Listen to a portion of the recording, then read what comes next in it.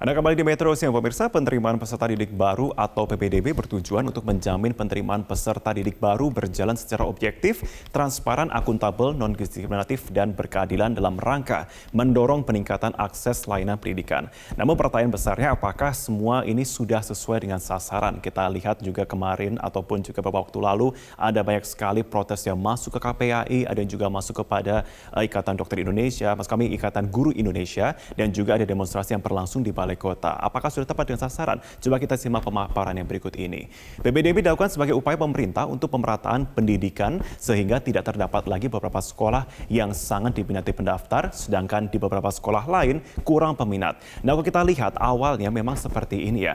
Awalnya tujuannya seperti disampaikan oleh Menteri Pendidikan dan Kebudayaan Nadiem Makarim mengatakan bahwa tujuannya adalah untuk menjamin PPDB ini berjalan secara objektif, transparan, akuntabel, non-diskriminatif, dan juga berkeadilan dalam meningkatkan akses layanan pendidikan. Akses layanan pendidikan ini juga tidak hanya terpaku pada murid saja, namun juga bagi para tenaga pendidik dan juga beberapa fasilitas lainnya yang ada, sehingga semua tidak ada lagi istilahnya sekolah favorit, semuanya sama-sama menjadi sekolah yang maju bersama dan sama-sama bisa menjadi sekolah favorit bersama. Nah, pelaksanaannya pun juga sebelumnya dilakukan pada from home ataupun diberikan form PPDB from home ini sejak 11 Juni sampai dengan 10 Juli 2020. Layanannya pun juga dilakukan secara daring atau online di www.siapppdb.com dan juga kemudian untuk proses verifikasinya pun dilakukan admin atau operator sekolah dari rumah. Nah, kita coba lihat berikutnya lagi. Ada beberapa jalur ataupun juga zona yang bisa dilihat di sini, di antara jalur pendaftaran PPDB nasional. Kita akan coba lihat satu persatu. Untuk jalur zonasi ini memang diperuntukkan bagi siswa. Kalau kita lihat untuk pertama zonasi, kemudian ada prestasi, perpindahan, dan afirmasi. Saya jelaskan dari jalur zonasi dulu. Nah, zonasi ini sebenarnya diperuntukkan bagi siswa yang berdomisili di wilayah zonasi yang ditetapkan oleh pemerintah daerahnya. Domisili ditetapkan berdasarkan alamat dari kartu keluarga atau dokumen resmi lain dari pihak keluarga sang siswa. Jumlah peserta didik adalah 50% dari daya tampung sekolah itu sendiri. Berikutnya kita lihat juga di sini ada jalur afirmasi. Zona ini diperuntukkan bagi pendaftar yang berasal dari ekonomi tidak mampu yang dibuktikan dari keikutsertaan dalam program penanganan keluarga tidak mampu dari pemerintah daerah atau pusat.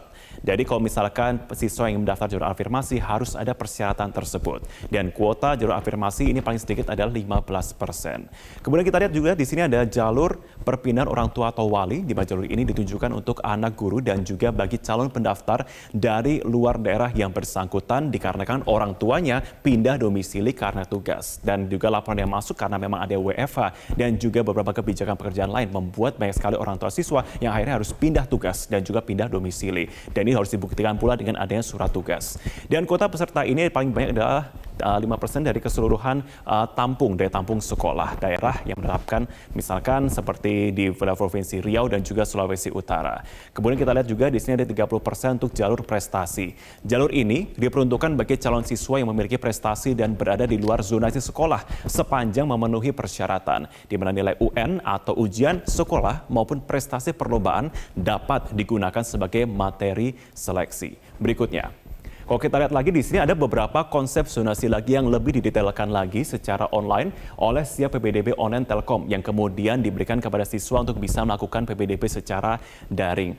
Nah, kalau kita lihat lagi di sini ada beberapa zonasi, seperti misalkan detailnya seperti zonasi tabel jarak, zonasi model batas daerah, zonasi radius jarak mapping, zonasi berdasarkan jarak tempuh, model rayon, dan pilihan sekolah. Memang cukup banyak, namun ini memang secara detail agar bisa memfasilitasi para siswa semua agar bisa tepat sasaran dalam melakukan pendaftaran melalui PPDB ini. Nah, kalau kita bahas sedikit mengenai detailnya, memang kalau kita lihat pertama seperti zonasi tabel jarak atau menentukan zona berdasarkan bobot nilai yang ditentukan dalam tabel. Nah, kemudian ada juga di sini model batas daerah. Ini adalah zonasi atau batas daerah sebagai area zonasi pada lokasi sekolah untuk menentukan daerah masuk zona atau luar zona dari siswa tersebut. Kita lihat lagi ada zonasi radius jarak mapping atau menentukan zona sekolah berdasarkan radius yang sudah diotomatisasi oleh sistem berdasarkan radius tempat tinggal dengan sekolah. Kemudian kita lihat ada zonasi model rayon, di mana zonasi ini untuk menentukan sekolah sesuai rayon yang sudah ditetapkan agar mengurangi pengelompokan pilihan sekolah favorit. Kemudian ada zonasi pilihan sekolah untuk membatasi pilihan sekolah tujuan berdasarkan asal lulusan sekolah tersebut. Kemudian ada zonasi berdasarkan jarak tempuh. Ini untuk menentukan perhitungan jarak dari domisili dengan sekolah tujuan berdasarkan jarak tempuh untuk menggunakan kendaraan tertentu. Nah, kemudian yang menjadi pertanyaan besar dari banyak sekali orang yang memberikan masukan ataupun juga protes, berikutnya kita lihat slide-nya. Ini ada pertanyaan-pertanyaan lainnya mengenai persyaratan umur dan juga zonasi diutamakan. Kemudian bagaimana nasib anak saya, nah, bagaimana nasib siswa didik saya? Apakah siswa yang berprestasi ini kemudian bisa berpotensi terpinggirkan? Nah, ini kemudian menjadi masuk dan juga bahan evaluasi. Salah satunya melalui Ikatan Guru Indonesia (IGI) yang kemudian mendorong ada penghapusan jalur prestasi karena berpotensi rawan kecurangan. Ini dikatakan demikian. Kenapa seperti ini? Karena kok kemudian kita lihat lagi ada kekhawatiran dari orang tua jika kuota sudah penuh maka seleksi berdasarkan usia tertua akan menjadi keputusan prioritas. Nah, ini dikatakan ada mengenai usia. Aduan yang masuk ke KPAI pemirsa adalah adanya ketidakadilan, misalkan persyaratan mengenai usia yang menjadi prioritas adalah usia tertua ke usia termuda dalam kemudian materi seleksi tersebut. Ini menimbulkan protes seperti yang Anda saksikan dalam segmen sebelumnya tadi, di mana aduan yang masuk adalah ada siswa yang mau melanjutkan pendidikan, katakanlah ke tingkat SMK dengan banyak prestasi dan nilai baik. Satu lagi ada siswa berusia lebih dari 18 tahun yang kemudian mau masuk ke tingkat SMK juga. Nah, karena ada syarat usia tertinggi yang akan menjadi prioritas, maka yang akan menjadi prioritas adalah siswa yang berusia lebih tua tersebut yang akan kemudian tanda kutip terseleksi ke dalam sistem. Itu yang kemudian dikatakan tidak adil oleh para orang tua. Berikutnya kita lihat hambatan lain apa sebenarnya yang masuk ke dalam laporan-laporan seperti ke KPAI ataupun juga IGI. Berikutnya kita akan lihat beberapa hambatan-hambatan yang dihadapi. Memang salah satunya KPAI menerima aduan kendala dalam segi teknis dalam pelaksanaan dari Juni ini. Seperti misalkan keberatan usia pendaftar di DKI Jakarta yang ternyata banyak juga. Kemudian protokol kesehatan yang tidak dilakukan. Kenapa kemudian protokol kesehatan tidak dilakukan ataupun menjadi concern di sini? Karena dalam segi teknis, selain kemudian dalam segi usia, dalam segi aksesibilitas ke website tersebut juga ternyata bermasalah pemirsa. Banyak sekali kemudian orang tua yang terpaksa harus kemudian datang langsung ke sekolah, langsung datang ke dinas pendidikan untuk melaporkan. Masuk ke laporan sana ternyata banyak petugas tidak menggunakan protokol kesehatan yang sudah diberikan ataupun ditetapkan. Tidak menggunakan masker ataupun juga lainnya. Kemudian ada hambatan lainnya tidak setuju dengan Permendikbud nomor 44 tahun 2019 terkait dengan kebijakan jalur prestasi yang dijadwalkan belakangan setelah jalur zonasi murni. Ternyata ada banyak sekolah-sekolah yang ternyata mundur untuk melakukan seleksi melalui jalur prestasi yang sudah dijadwalkan sebelumnya karena ada masalah-masalah teknis ataupun masalah lain di sekolah tersebut.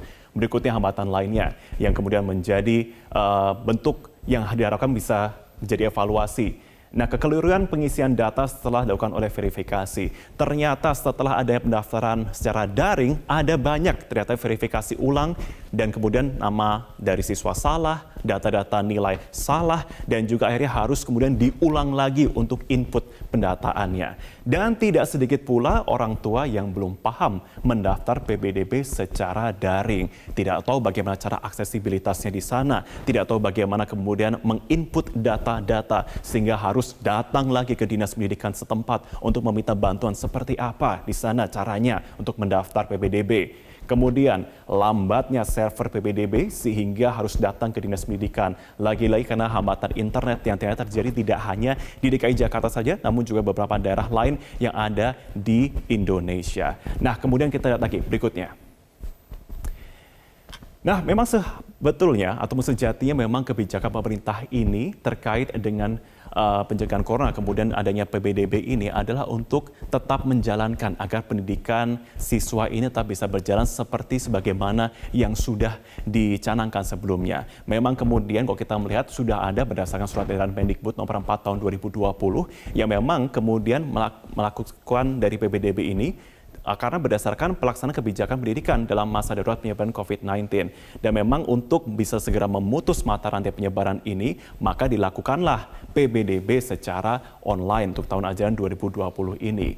Kemudian kalau kita mengacu pada Permendikbud nomor 44 tahun 2019, memang tentang PBDB pada tingkat TK, SD, SMP, SMA, dan SMK, terdapat 3 jalur pendaftaran calon siswa berdasarkan perpindahan tugas orang tua wali dengan bobot menerima maksimal 5%. Ini pun yang kemudian dikatakan sebagai bentuk antisipasi agar bagaimanapun juga meskipun saat ini bagi orang tua yang melaksanakan WFH atau work from home, tapi dari siswa ataupun anaknya bisa tetap melakukan proses pendaftaran pendidikan sesuai dengan rencana awal. Memang ada banyak sekali evaluasi yang bisa kita lihat berdasarkan data tadi yang bisa kemudian menjadi masukan dari pemerintah ataupun juga dinas pendidikan setempat agar tentunya PBDB bisa tepat sasaran dan bahkan bisa sesuai dengan apa yang menjadi target. Masih ada waktu sampai dengan penutupan PBDB ini, semoga ini bisa menjadi suatu bentuk yang semakin bisa diperbaiki agar semua siswa tidak terpedulikan lagi dari kalangan mana ataupun dari daerah mana, semua bisa mendapatkan pendidikannya sesuai dengan sasaran dan sesuai dengan targetnya.